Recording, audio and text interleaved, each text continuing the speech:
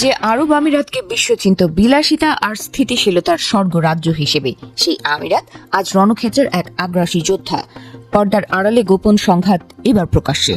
প্রতিবেদন বলছে, তেহরানের বুক লক্ষ্য করে একের পর এক বিমান হামলা চালিয়েছে আবু ধাবি। ঘটনার সূত্রপাত পারস্য উপসাগরের লাভান দ্বীপ থেকে। দ্য ওয়াল স্ট্রিট জার্নালের চাঞ্চল্যকর দাবি অনুযায়ী আমেরিকার অত্যাধুনিক যুদ্ধ বিমানগুলো ইরানের লাভান তেল শোধনাগারে বিধ্বংসী হামলা চালিয়েছে। আগুনের লেলিহান শিখা আকাশ ছুঁয়েছিল, আর সেই সাথে পুড়ে ছাই হয়ে গেছে ইরানের অর্থনীতির অন্যতম এক মেরুদণ্ড। মাসের পর মাস অচল হয়ে পড়েছে এই শোধনাগারের উৎপাদন। প্রশ্ন উঠছে, ক্ষুদ্র এক রাষ্ট্র হয়ে ইরানের মতো বিশাল শক্তির উপর হামলার সাহস পেল কোথায় আমিরাত? বিশেষজ্ঞরা বলছেন, এটি কেবল সাহস নয়, বরং অত্যাধুনিক প্রযুক্তির আস্ফালন। ফরাসি মিরাজ ফাইটার জেট থেকে শুরু করে চীনা উইংলুং ড্রোন, আবুধাবির সামরিক অস্ত্রাগার এখন বিশ্বের অন্যতম শক্তিশালী। পশ্চিমাদের দেওয়া রাডার ফাঁকি দেওয়ার প্রযুক্তি ব্যবহার করেই এই সফল অপারেশন চালিয়েছে তারা। এই আঘাতের পর চুপ করে বসে থাকেনি তেহরান। প্রত্যাঘাত এসেছে ঝড়ের গতিতে। ইরান স্বীকার করেছে যে তাদের শোধনাগারে শত্রু আক্রমণ হয়েছে। এর পাল্টা জবাবে আরব আমিরাত এবং কুয়েত লক্ষ্য করে আছড়ে পড়েছে শত শত ড্রোন ও মিসাইল। এই যুদ্ধের নেপথ্যে কি তবে ওয়াশিংটনের ইন্ধন রয়েছে?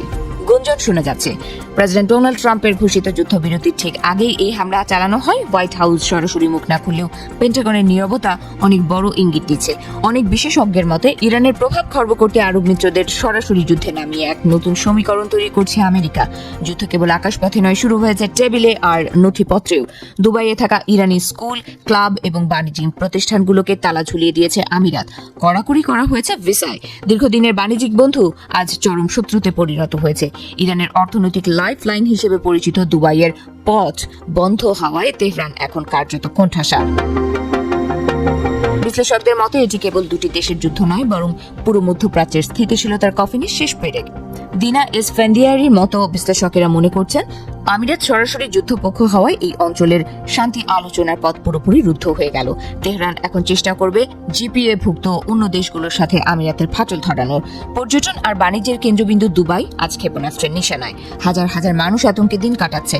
এক সময়ের শান্ত উপসাগর কি তবে তৃতীয় বিশ্বযুদ্ধের সলতে পাকিয়ে দিচ্ছে? আবুধাবির এই সরাসরি আঘাত কি ইরান সহজেই ভুলে যাবে, নাকি সামনে ধেয়ে আসছে আরো বড় কোনো প্রলয়? ইরানে খুব গোপনে এয়ার স্ট্রাইক করেছিল সংযুক্ত আরব আমিরাত। সোমবার ওয়াল স্ট্রিট জার্নালের এমন দাবি ঘিরে তোলপাড় শুরু হয়েছে গোটা বিশ্বে।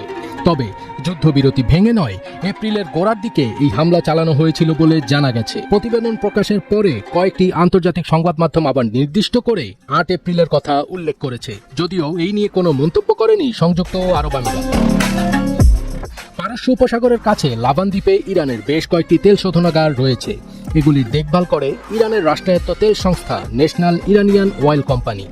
28 ফেব্রুয়ারি ইরানে আমেরিকা এবং ইসরায়েলের যৌথ এয়ার স্ট্রাইকের পরেই পাল্টা সংযুক্ত আরব আমিরাত, কুয়েত ও বাহরাইনে হামলা শুরু করে ইরানের আইআরজিসি। মুহূর্তের মধ্যে শুরু হয়ে যায় তুমুল যুদ্ধ। ওয়াল স্ট্রিট জার্নালের প্রতিবেদন অনুযায়ী এক সপ্তাহের মধ্যে সংযুক্ত আরব আমিরাত প্রায় 2800 ড্রোন এবং মিসাইল হামলা চালিয়েছিল ইরান। তারই পাল্টা জবাব হিসেবে ইরানের লাভান দ্বীপের তেল শোধনাগারে হামলা চালায় সংযুক্ত আরব আমিরাত। সেই সময় হামলার কথা স্বীকার করে নিয়েছিল তেহরান নিজেই, তবে কারণ নাম নেয়নি তারা। শুধু জানিয়েছিল শত্রুপক্ষের হামলাতে তেল শোধনাগারগুলির ব্যাপক ক্ষয়ক্ষতি হয়েছে। তবে নাম না নিলেও সেই দিনই আরব আমিরাত এবং কুয়েতে মিসাইল এবং ড্রোন হামলা শুরু করেছিল ইরানের আইআরজিসি। হামলার কথা আমেরিকা আগে থেকেই জানত বলে প্রতিবেদনে দাবি করা হয়েছে। ট্রাম্প প্রশাসনের এক শীর্ষকর্তার উদ্ধৃতি দিয়ে লেখা হয়েছে, সংযুক্ত আরব আমিরাত যে হামলা করতে চলেছে সেটা হোয়াইট হাউস আগেই জানত। তারা সেটা চুপচাপ মেনে নিয়েছিল। আরব আমিরাতের বদলে পশ্চিম এশিয়ার অন্য কোনো দেশ ইরানে হামলা চালালেও হোয়াইট হাউসের কোনো আপত্তি ছিল না। এর ফলে আমেরিকা ও ইসরায়েলের পাশাপাশি আরব আমিরাতও পশ্চিম এশিয়ার যুদ্ধে সরাসরি জড়িয়ে পড়ল বলে মনে করা হচ্ছে।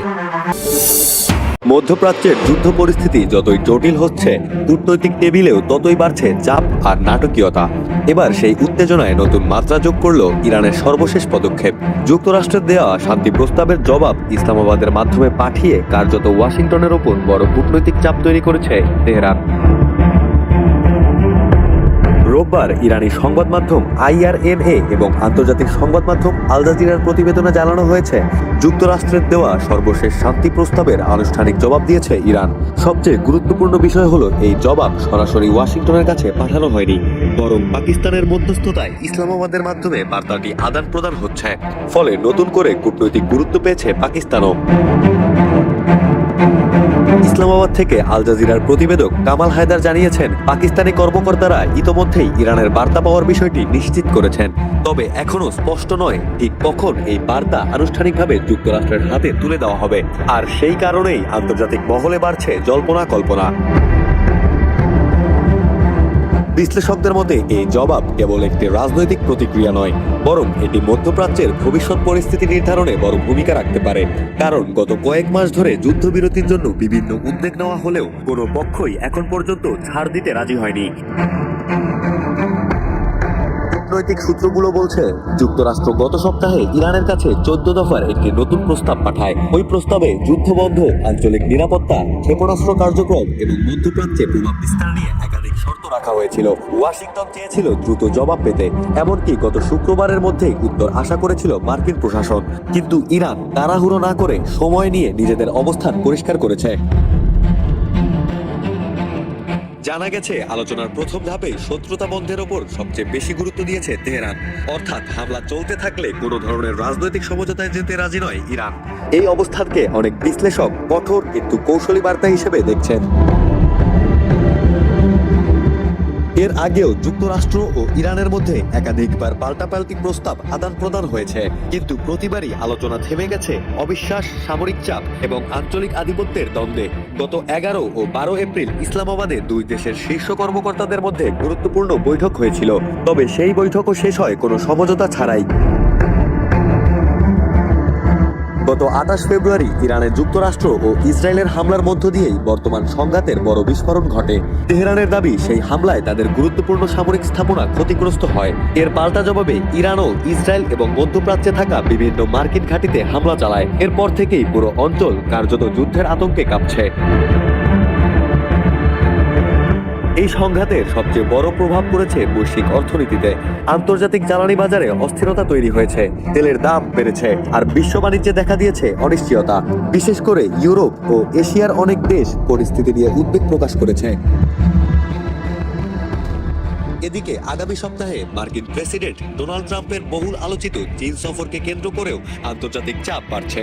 বিশ্লেষকদের মতে, ট্রাম্পের সফরের আগে সংঘাত কিছুটা নিয়ন্ত্রণে আনতে চাইছে পশ্চিমা বিশ্ব। কারণ দীর্ঘমেয়াদী যুদ্ধ শুধু মধ্যপ্রাচ্য নয়, পুরো বিশ্বের অর্থনীতির জন্য ভয়াবহ সংকট তৈরি করতে পারে। সব মিলিয়ে পাকিস্তানের মাধ্যমে পাঠানো ইরানের এই জবাব এখন শুধু একটি বার্তা নয়, বরং এটি হয়ে উঠেছে মধ্যপ্রাচ্যের ভবিষ্যৎ শান্তি প্রক্রিয়ার সবচেয়ে গুরুত্বপূর্ণ অধ্যায়। এখন দেখার বিষয়, ওয়াশিংটন এই বার্তাকে শান্তির সুযোগ হিসেবে নেয় নাকি আবারও সংঘাতের আগুন আরো উস্কে দেয়। মধ্যপ্রাচ্যের অস্থির ভূ রাজনৈতিক পরিস্থিতির মধ্যে আবারও উত্তপ্ত হয়ে উঠছে পারস্য উপসাগরীয় অঞ্চল। ইসলামী প্রজাতন্ত্র ইরান ও মার্কিন যুক্তরাষ্ট্র সমর্থিত জোটের মধ্যকার নাজুক যুদ্ধবিরতি কার্যকর থাকলেও সাম্প্রতিক একের পর এক হামলার ঘটনায় সেই সমঝোতার ভবিষ্যৎ নিয়ে দেখা গেছে নতুন শঙ্কা। ড্রোন হামলা, সামুদ্রিক রুটের নিরাপত্তা ঝুঁকি এবং উপসাগরীয় দেশগুলোর বাড়তি সতর্কতা পুরো অঞ্চলকে আবারও সংঘাতের আশঙ্কার দিকে ঠেলে দিচ্ছে। এই উত্তেজনার মধ্যেই সংযুক্ত আরব আমিরাত জানিয়েছে, দেশটির আকাশসীমার দিকে ছোড়া দুটি ইরানি ড্রোন প্রতিহত করা হয়েছে। দেশটির প্রতিরক্ষা বিভাগ দাবি করেছে, ড্রোনগুলো গুরুত্বপূর্ণ স্থাপনা লক্ষ্য করে পাঠানো হয়েছিল। যদিও এই ঘটনায় কোনো হতাহতের খবর পাওয়া যায়নি, তবে ঘটনাটি মধ্যপ্রাচ্যের নিরাপত্তা পরিস্থিতিকে নতুন করে আলোচনায় নিয়ে এসেছে। এর আগে রাতভর কুয়েতমুখী আরও কয়েকটি ড্রোন হামলার ঘটনাও ঘটে। কুয়েতের নিরাপত্তা বাহিনী জানিয়েছে, তাদের প্রতিরক্ষা ব্যবস্থা সক্রিয় থাকায় বড় ধরনের ক্ষয়ক্ষতি এড়ানো সম্ভব হয়েছে। তবে এসব হামলার পর উপসাগরীয় অঞ্চলের বিভিন্ন দেশে নিরাপত্তা সতর্কতা আরও জোরদার করা হয়েছে। অন্যদিকে কাতারের উপকূলের কাছে একটি বাল্ক ক্যারিয়ার জাহাজে অজ্ঞাত উৎস থেকে ছোড়া প্রজেক্টাইল আঘাত হানে। United kingdom maritime trade operations জানিয়েছে, আঘাতের ফলে জাহাজটিতে ছোট আকারের আগুন ধরে যায়, তবে দ্রুত আগুন নিয়ন্ত্রণে আনা সম্ভব হয় এবং কোনো হতাহতের ঘটনা ঘটেনি। আন্তর্জাতিক গণমাধ্যম দ্য গ্লোব অ্যান্ড মেইলের প্রতিবেদনে বলা হয়েছে, গত এক সপ্তাহ ধরে পারস্য উপসাগর দিয়ে চলাচলকারী বাণিজ্যিক জাহাজগুলো বারবার হামলার মুখে পড়েছে। যদিও ইরান ও যুক্তরাষ্ট্রের মধ্যে যুদ্ধবিরতি কার্যকর রয়েছে, তবুও বাস্তব পরিস্থিতি সেই শান্তি প্রচেষ্টাকে প্রশ্নের মুখে ফেলছে। বিশ্লেষকদের মতে পারস্য উপসাগর বিশ্বের অন্যতম গুরুত্বপূর্ণ জ্বালানি পরিবহন রুট হওয়ায় এ অঞ্চলে যে কোনো ধরনের উত্তেজনা আন্তর্জাতিক অর্থনীতিতেও বড় প্রভাব ফেলতে পারে। প্রতিদিন বিপুল পরিমাণ অপরিশোধিত তেল ও জ্বালানি এই পথ দিয়ে বিশ্বের বিভিন্ন দেশে পরিবহন করা হয়, ফলে সামুদ্রিক নিরাপত্তা বিঘ্নিত হলে বৈশ্বিক জ্বালানি বাজারে অস্থিরতা সৃষ্টি হওয়ার আশঙ্কা রয়েছে। এসব হামলার জন্য পশ্চিমা দেশগুলোর একটি অংশ ইরানকে দায়ী করলেও তেহরানের পক্ষ থেকে এখন পর্যন্ত আনুষ্ঠানিকভাবে কোনো দায় স্বীকার করা হয়নি। ইরানি কর্মকর্তারা বরাবরের মতোই অভিযোগ অস্বীকার করে আসছেন এবং এসব ঘটনাকে রাজনৈতিক উদ্দেশ্য প্রণোদিত প্রচারণা বলে দাবি করেছেন। ওয়াশিংটনের সাদা মহল থেকে যখন প্রেসিডেন্ট ডোনাল্ড ট্রাম্প গর্জে উঠে তার প্রজেক্ট ফ্রিডমের ঘোষণা দিয়েছিলেন, তখন পেন্টাগনের জেনারেলরা নিশ্চিত ছিল যে মধ্যপ্রাচ্যে তাদের আধিপত্য অটুট থাকবে। কিন্তু মাত্র কয়েক সপ্তাহের মধ্যে যা ঘটে গেল তা আমেরিকার 70 বছরের মধ্যপ্রাচ্য নীতির মূল ভিত্তি কাঁপিয়ে দিয়েছে। রিয়াদ থেকে এসেছে এক চরম ঠান্ডা কিন্তু কঠোর বার্তা, যা ট্রাম্প প্রশাসনকে স্তব্ধ করে দিয়েছে। সৌদি আরব এবং কুয়েত স্পষ্ট জানিয়ে দিয়েছে যে ইরানের বিরুদ্ধে কোনো সামরিক অভিযানের জন্য তাদের আকাশসীমা বা ঘাঁটি ব্যবহারের অনুমতি মিলবে না। এনবিসি নিউজের সাংবাদিক রায়ান গ্রিম যে গোপন প্রতিবেদন ফাঁস করেছেন, তা থেকে জানা যাচ্ছে যে আমেরিকার এই পরিকল্পনায় সৌদি নেতৃত্ব তীব্র ক্ষুব্ধ হয়েছিলেন। যে দেশগুলোকে ওয়াশিংটন দশকের পর দশক নিজেদের হাতের মুঠোয় রাখতে পেরেছিল বলে মনে করত, সেই দেশগুলোই এখন সরাসরি না বলার সাহস দেখাচ্ছে। এটি কোনো সাধারণ কূটনৈতিক মতবিরোধ নয়, বরং পুরো মধ্যপ্রাচ্যের ভূরাজনৈতিক মানচিত্রে এক বিশাল পরিবর্তনের ইঙ্গিত। যেই মুহূর্তে সৌদি যুবরাজ মোহাম্মদ বিন সালমান আমেরিকার সাথে 75 বছরের সামরিক জোটকে ঝুঁকির মুখে ফেলে এই সিদ্ধান্ত নিয়েছেন, তখন থেকেই বোঝা যাচ্ছে যে মধ্যপ্রাচ্যে নতুন শক্তিধররা আবির্ভূত হতে শুরু করেছে। কিন্তু এই আকস্মিক পরিবর্তনের পেছনে আসল রহস্য কি? সিআইএ এবং মোসাদের হাজারো গুপ্তচর থাকা সত্ত্বেও এমন একটি বিশাল কূটনৈতিক পরিবর্তন তারা আগে থেকে টের পেল না কেন? সূত্র মতে এই পুরো দৃশ্যপটের পেছনে এক অদৃশ্য কারিগর হিসেবে কাজ করছে পাকিস্তান। ইসলামাবাদ অত্যন্ত সূক্ষ্মভাবে সৌদি আরব এবং ইরানকে এক টেবিলে বসাতে সক্ষম হয়েছে, যা আমেরিকার জন্য এক দুঃস্বপ্ন। বছরের পর বছর ধরে ওয়াশিংটন শিয়া এবং সুন্নিদের মধ্যে বিভেদ সৃষ্টি করে মধ্যপ্রাচ্যে নিজেদের মধ্যে ভাগ করো এবং শাসন করো নীতি কার্যকর রেখেছিল। কিন্তু পাকিস্তানি কূটনীতিকরা এই কৃত্রিম দেয়াল ভেঙে ফেলতে সফল হয়েছে। এই কূটনৈতিক বিপ্লবের প্রভাব শুধু সৌদি আরব পর্যন্ত সীমাবদ্ধ নেই। কুয়েত এবং সংযুক্ত আরব আমিরাতও একই ধরনের পদক্ষেপ নিতে শুরু করেছে। যে দেশগুলো একসময় নিজেদের নিরাপত্তার জন্য সম্পূর্ণভাবে আমেরিকার উপর নির্ভরশীল ছিল, তারা এখন ওয়াশিংটনের সামরিক পরিস্থিতি সীমিত করার দিকে এগোচ্ছে। আমিরাত ইতিমধ্যে আমেরিকান সেনাদের প্রত্যাহারের ঘোষণা দিয়েছে। ইরাকের পার্লামেন্টে বারবার প্রস্তাব পাশ করছে আমেরিকান বাহিনীকে বের করে দেওয়ার জন্য। সিরিয়ায় আমেরিকান উপস্থিতি ইতিমধ্যেই নামমাত্র হয়ে গেছে। এই পরিস্থিতিতে ইসরায়েল এবং জর্ডান ছাড়া পুরো মধ্যপ্রাচ্যে আমেরিকার আর কোনো নির্ভরযোগ্য ঘাঁটি নেই। কিন্তু এই আরব দেশগুলো হঠাৎ করেই এত সাহসী হয়ে উঠল কিভাবে? এর পেছনে রয়েছে বৈশ্বিক শক্তির ভারসাম্যের এক বিশাল পরিবর্তন। মধ্যপ্রাচ্য এখন আর আমেরিকার একচেটিয়া প্রভাবাধীন অঞ্চল নয়। চীন এবং রাশিয়া এখানে শক্তিশালী অবস্থান তৈরি করে ফেলেছে। বেইজিং $1 ট্রিলিয়ন বিনিয়োগের প্রতিশ্রুতি দিচ্ছে। মস্কো অত্যাধুনিক সামরিক প্রযুক্তি সরবরাহ করছে। আরব দেশগুলো এখন জানে যে আমেরিকার নিষেধাজ্ঞার বিকল্প রয়েছে এবং তারা আর ওয়াশিংটনের চাপে নতি স্বীকার করতে বাধ্য নয়। এই নতুন বাস্তবতা মধ্যপ্রাচ্যের রাজনৈতিক সমীকরণকে সম্পূর্ণভাবে বদলে দিয়েছে। আর ঠিক এই মুহূর্তেই তেহরান তাদের দীর্ঘদিনের প্রতীক্ষিত পরিকল্পনা বাস্তবায়নের সুযোগ পেয়ে গেছে।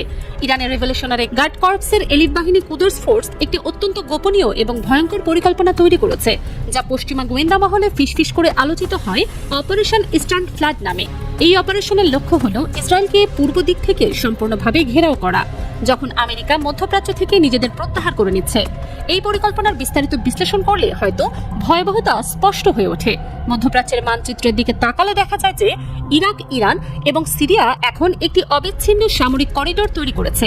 এই তিনটি দেশের ভূখণ্ড দিয়ে সামরিক সরঞ্জাম এবং যোদ্ধা পরিবহন করা এখন অত্যন্ত সহজ হয়ে গেছে।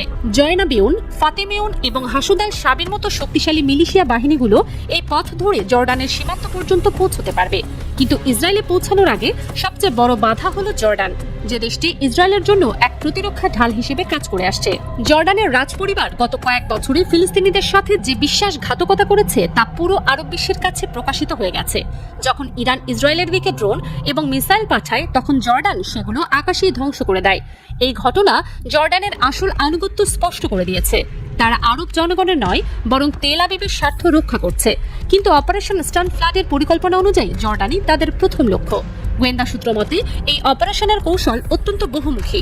বাইরে থেকে সামরিক চাপ প্রয়োগের পাশাপাশি জর্ডানের ভেতরে থাকা বিক্ষুব্ধ ফিলিস্তিনি শরণার্থী এবং রাজতন্ত্র বিরোধী জনগণকে উস্কে দেওয়া হবে। জর্ডানের প্রায় অর্ধেক জনসংখ্যায় ফিলিস্তিনি বংশোদ্ভূত এবং তারা রাজপরিবারের ইসরায়েলপন্থী নীতিতে অত্যন্ত অসন্তুষ্ট। একযোগে বাহ্যিক সামরিক আক্রমণ এবং অভ্যন্তরীণ বিদ্রোহ শুরু হলে জর্ডানের বর্তমান সরকার টিকে থাকতে পারবে না। হামাস এবং ইসলামিক জিহাদের সুপ্ত কোষগুলো সক্রিয় হয়ে উঠবে। জর্ডানের পতন ঘটলে ইসরায়েলের সামনে এক বিরাট সংকট দেখা দেবে। তাদের পূর্ব সীমান্ত, যা এতদিন সবচেয়ে নিরাপদ বলে মনে করা হতো, সেটি হঠাৎ করে সবচেয়ে বিপজ্জনক হয়ে উঠবে। শত শত কিলোমিটার দীর্ঘ এই সীমান্ত দিয়ে লাখ লাখ যোদ্ধা সরাসরি ইসরায়েল ভূখণ্ডে প্রবেশ করার সুযোগ পাবে। একবার কল্পনা করুন এই পরিস্থিতির ভয়াবহতা। উত্তর থেকে লেবাননে হিজবুল্লাহ ক্রমাগত রকেট হামলা চালাচ্ছে। দক্ষিণ থেকে ইয়েমেনের হুথিরা হাইপারসনিক মিসাইল ছুড়ছে। ভেতরে গাজা এবং পশ্চিম তীরে হামাস প্রবল প্রতিরোধ চালাচ্ছে। এবং এবার পূর্ব দিক থেকে অপারেশনাল স্টার্ন ফ্লাডের সেই বিপুল মানব ঢাল। ইসরায়েলের বহু প্রশংসিত আয়রন ডোম এবং ডেভিড স্লিং প্রতিরক্ষা ব্যবস্থা এই বহুমুখী আক্রমণের সামনে অকেজো হয়ে পড়বে। মিসাইল এবং ড্রোন আটকানোর জন্য ডিজাইন করা এই সিস্টেমগুলো স্থলপথে আসা লাখ লাখ সশস্ত্র যোদ্ধাকে থামাতে পারবে না। চারিদিক থেকে একযোগে আক্রমণ চালানো হলে ইসরায়েলের সেনাবাহিনী কোন ফ্রন্টকে অগ্রাধিকার দেবে তা নিয়ে বিভ্রান্তিতে পড়বে। তাদের সামরিক সম্পদ ছড়িয়ে পড়বে এবং কার্যকর প্রতিরক্ষা প্রায় অসম্ভব হয়ে উঠবে। আর সবচেয়ে ভয়ঙ্কর বিষয় হলো আমেরিকা এখন আর তাদের বাঁচাতে আসতে পারবে না। মধ্যপ্রাচ্যে আমেরিকান সেনা মোতায়েনের কোনো নির্ভরযোগ্য ঘাঁটি নেই। সৌদি আরব, কুয়েত, আমিরাত সবাই তাদের ঘাঁটি ব্যবহারের অনুমতি প্রত্যাহার করে নিয়েছে। ইরাক এবং সিরিয়া তো শত্রু এলাকায় পরিণত হয়েছে। এমন পরিস্থিতিতে আমেরিকা শুধুমাত্র তাদের বিমানবাহী রণতরী থেকে সীমিত বিমান হামলা চালাতে পারবে। কিন্তু স্থলভাগে কোনো বড় সামরিক অভিযান চালানো তাদের পক্ষে অসম্ভব হবে। তেল আবিবের নিরাপত্তা মহল এখন এই ভয়াবহ পরিস্থিতি নিয়ে গভীর উদ্বেগে রয়েছে। মোসাদের গোয়েন্দারা জানে যে অপারেশন স্টার্ন ফ্লাড শুধু একটি তাত্ত্বিক পরিকল্পনা নয়, বরং এটি বাস্তবায়নের জন্য প্রয়োজনীয় সব উপাদান এখন তেহরানের হাতে রয়েছে। সিরিয়া এবং ইরাকে ইরানি প্রভাব সুসংহত হয়েছে। মিলিশিয়া বাহিনীগুলো প্রশিক্ষিত এবং সুসজ্জিত।